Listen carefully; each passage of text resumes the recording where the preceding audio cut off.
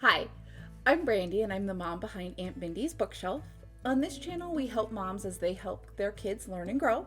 And today we're going to do that by learning how to dye rice for sensory bins. In a recent video, I talked all about how to make a sensory bin for $10. I'll link it, you can watch it here. In that video, we definitely talked about different ways that you can fill your rice bin, different fillers that you can use.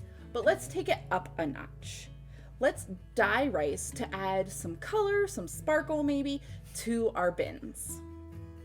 Now, you can buy rice pre-dyed, and that's pretty quick and easy. But I looked on Amazon, it's like $15 a pound. That's a lot when you consider it takes 6 pounds to get a good fill on a sensory bin. I don't have $90 to spend on sensory rice, and I'm guessing you don't either, especially when this is so ridiculously easy. Let me take you through it step by step. Let's talk about what you're going to need to dye this rice. The first thing you're going to need is rice itself.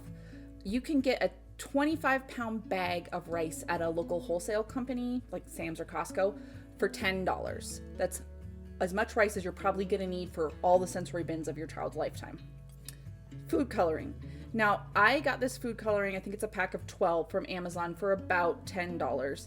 I like this pack because it comes with a bunch of different colors, so I'm not left trying to mix colors. That's just not a skill that I necessarily have.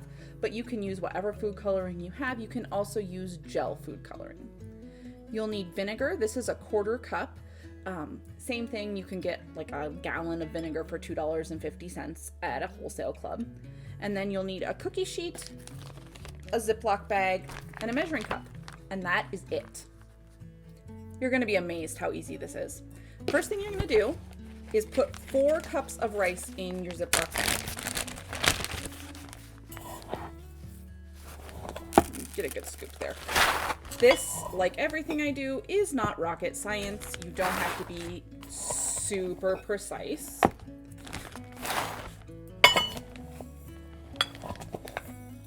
Good scooper there. Put that in. We're going to set our rice off to the side.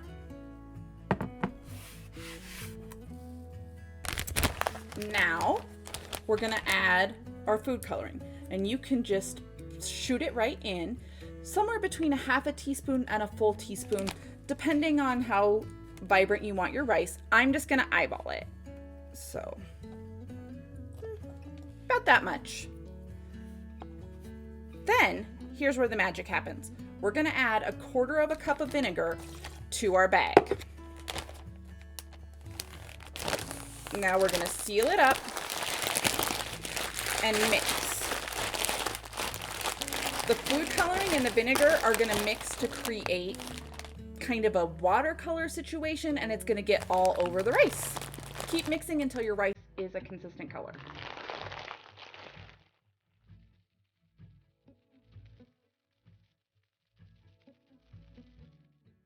Once you get your rice a nice consistent color, ours is pretty much Cookie Monster blue. It's going to be perfect for any sea bins that I'm doing.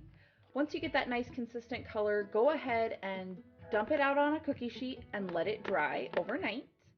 Once it has dried, this is a totally optional step. You can add in some essential oils.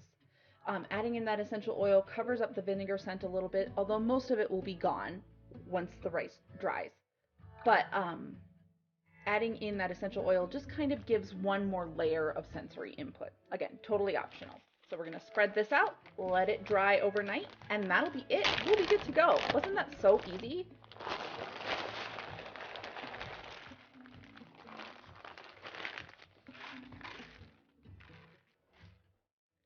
And that's it.